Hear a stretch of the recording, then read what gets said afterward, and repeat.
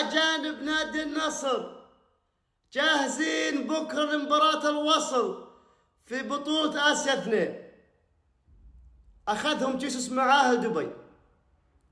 جمهور الوصل يهدد في مواقع التواصل الاجتماعي. آخر مباراة فزت عليك. ها؟ بإذن الله نصراوية بكرة. المباراة راح تكون على الساعة 5. نصرنا بإذن الله من بطولة آسيا 2 للنصر والدوري للنصر بإذن الله. لك الله يا نصر.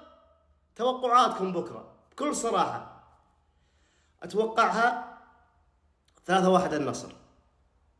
الوصل بأرضه وبين جمهوره يخوف، ولكن بإذن الله النصر يسويها.